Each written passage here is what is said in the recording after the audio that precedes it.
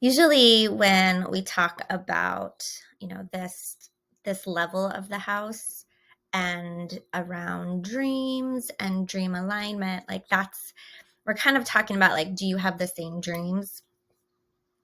And if you don't, that's okay, but how do we be supportive of another person's dream and not be a dream killer? So we've kind of gone over this a little bit already. In this lesson, though, I want to focus on how our dreams become in competition with one another and how we feel as though sometimes there might just not be enough time, energy, or resources for two people to be able to get their dreams met. Or the alignment is like so off. I mean, we think it's on, but if we dig into it, we recognize that the alignment is so off. It's actually the competition is in some level around like prioritization. So right, like if my dreams, if we both say like, oh, our dream was to have a family, and to raise a family together. And, we just each think the other is just so amazing. They'd be just great parents. And we just can't wait to do this whole family thing together. And that was the collective dream, and be good people. We want to be good people and we want to have a family. I mean, this is what people will say to me often, right? So it's not a lot of, that's that. Okay. We want our kids to be happy and healthy and okay. Well, then we live our life, and here we are. We have multiple children. Maybe we have a stay-at-home parent, maybe a part-time stay-at-home parent, which is really a full-time stay-at-home parent, and a part-time worker with the full-time, leaving the house, 9 to 5, if not more, right? Bigger job. The job keeps getting bigger, and the promotions keep getting, keep happening, and so that could be like, oh, these are my dreams. And sometimes when we really break that down, that actually isn't your dream, but it's like the dream of the collective society, which is to have more money and to be rich. And so the only way to do that is to like continue to climb up this ladder. So I continue to climb up the ladder. I'm not checking in. I'm not being intentional. I'm not, right? And so my time is being pulled away from this, what we once considered a collective dream, as having this family. And so my time is being pulled away. I'm having to spend more time at work. I'm prioritizing answering emails in the evening. I have to go to that. It's work. And then we start to just really make a lot of excuses as to why we can't participate in the dream at home and why we have to go over here into that dream. So that's an issue of prioritization. And often we can say, one person might say, well, like, of course I'm prioritizing the family. That's why I'm working, because I'm trying to give you the things. And if that continues, then the things keep getting got, but it doesn't make anybody happier. And then the responsibilities grow and the need for the higher income gets bigger and maintains the same. And then this person has to keep going. So that is one way where our dreams can be in competition with one another when we are in the dream phase of more relationship versus, kind of individual career dreams.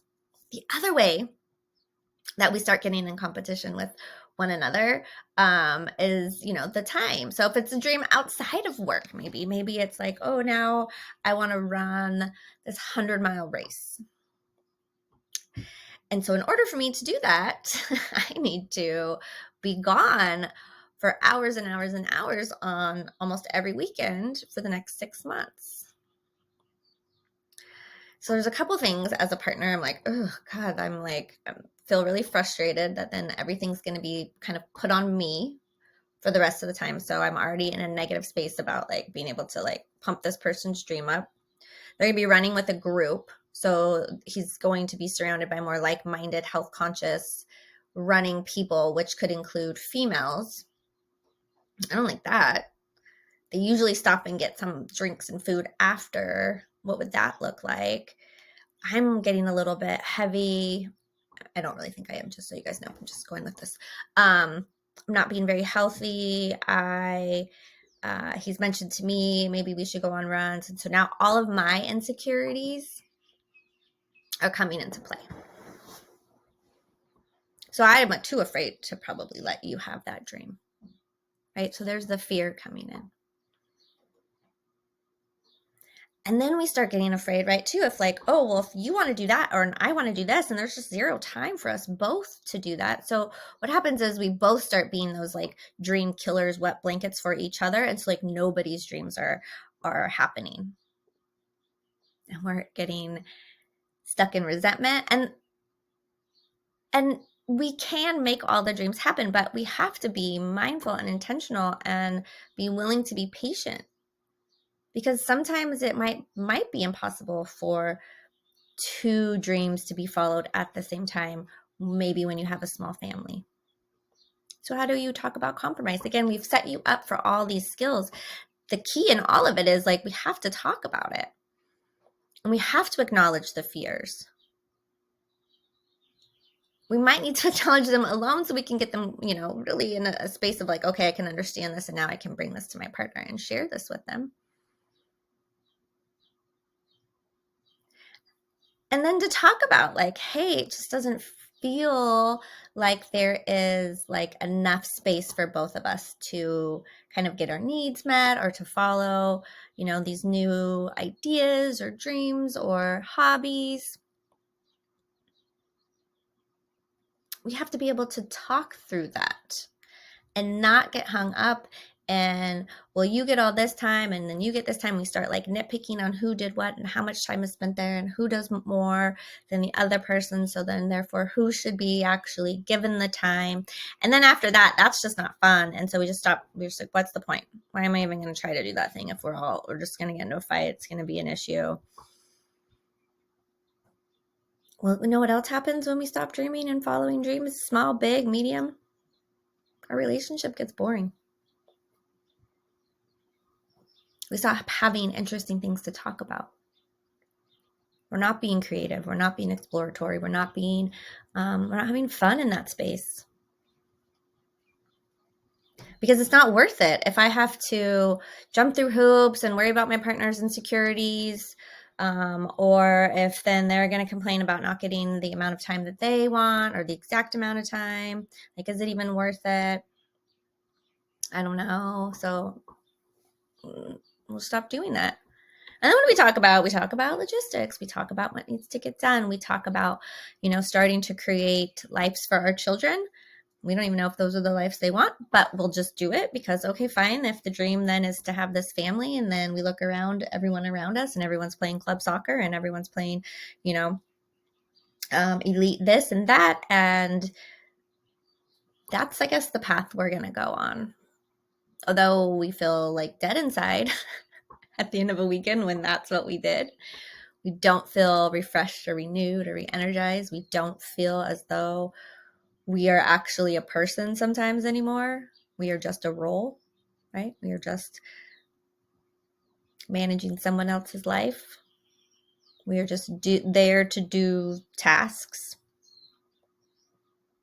That doesn't feel joyful, engaging. It doesn't feel collaborative, creative.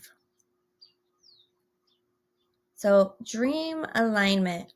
Is there time? Are there fears? Do we act as though we're in like competition with our partner? Do you in any way feel like one of your dreams has had to take the backseat? And I want you to think about this too, because it might have taken the backseat on your own, like at my own accord versus your partner or anybody else. Like you just, fear got in the way of bringing it up. And so you didn't. So did you block yourself? Did you feel as though something your partner said blocked you? Was it fear that blocked you in general? Are you afraid of talking about your dreams because, again, we should be grateful? Women are very often taught, well, you should just be grateful because you have kids. You said you wanted kids. Just be happy. Smile. You have children. You should be so grateful. There are people who don't have children, who try to have children, and you get to have them. You should be grateful. Oh, and you get to work? You should be grateful. Anything beyond that is too much often. We are taught. So then fear gets in the way of then talking about wanting more. What happens when we don't talk about these things? We start to feel shame around them. We open up our world to a whole other potential destructive behaviors because we're not willing to honor what we're thinking, what we're feeling, what we might desire. We might not even want to do some of these things, but if we don't know unless we start talking about them, we start exploring them, we start being, again, intentional. Like, does this work for my life right now? Is this something I can hold off on? Is this something I need to just say goodbye to? Because I'm no longer living a life in which that could maybe be a possibility, but there are parts of it I can bring with me. We first have to explore. Then we got to talk. And then we got to figure out how we're going to make this happen for everybody. Like, just like trying to live these dreams. And then often living the dream is being in the moment. Also, we're going to get into that. So think about this. Like, do I feel like I have space to have a dream in this marriage? Are my dreams supposed to have come true already? Because I found you. That's a part of the life I wanted. It's not all of it. And we often stop. Oh, we have it. Oh, here we are. And then, which is why many couples come to me at this point in their life. Because part of it is they're bored. Adulting and having responsibilities is super boring. Because again, was that the dream? Now here we are, we're living the dream, but we're just going and going and going and doing things without intentionality. And then thinking, well, can we have some space for dreams? Again, if we're intentional and making sure this is going to fit into our life, then absolutely we will have the time and the space for dream fulfillment. And when you model that for your children, when they see, oh shit, my mom's like 43, and then she's still going after that. There's no time limit on following dreams. So let's think about this. How has competition in these areas of dreaming potentially created issues within your relationship? What are some ways in which we can do this differently? How can we talk to each other more about dreams with everything that you learned? Create rituals where we talk about them.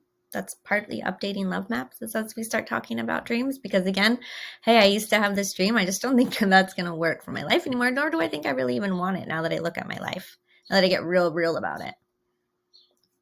But it has evolved, and now I'm thinking this. If we don't pull it out, we're never even going to get there. And then again, our conflict is going to be process-oriented because we haven't uncovered what it is that we're actually missing, feeling as though we're not living up to. And often we're like upset with ourselves, but it comes out on our partner. You're the reason. I mean, we have these fucking kids. Now I can't do anything. Limiting and fear. Instead of, okay, yeah. So we had all these kids and we had them like back to back. So now, right, like things are going to have to be shifted because of our life. But don't put it away and never pull it back out again. It has to stay with you. We live with it. And we keep thinking about how are we going to make this happen when we can. We keep talking about it. We keep exploring it. We make it front and center of our life so that we stay in a creative like zone of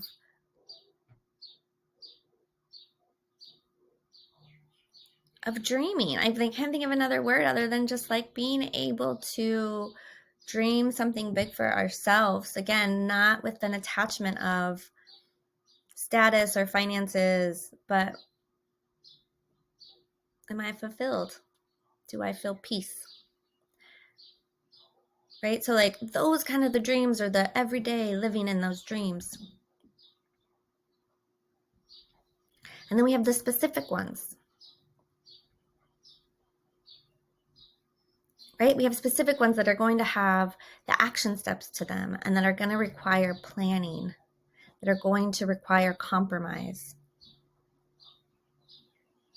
If one person is just living out their dream without any of that happening, then yeah, there's going to be a power control dynamic issue that's going to come in. And it's going to be underneath these conflicts. So talking through them, making sure they work. And then again, acknowledging, recognizing when your fear is getting in the way and blocking a partner's dream, right? Like we can say, oh no, because it just doesn't work. Well, is it logistics or is it fear? Let's break it down. Talk through it. Listen to understand. The goal is clarity, right? The goal is I want to understand so we have a better connection. And then we both create an environment in which even if our dreams aren't aligned, we feel safe to have them. We feel supported in having them. And we know that as time goes on and the more we talk, the more that we're going to be able to have those dreams, which is going to help us with updating love maps. And it's going to help us in, just our stress reducing, engaging, connecting conversations. So much on this one. Hope that all made sense. Kind of was a little bit all over the board, I will admit to you on that. But I do really want you to pay attention and think about where has this been an issue, right? How has it played out? Have your dreams taken a backseat? Do some free writing on that. All right. Talk soon.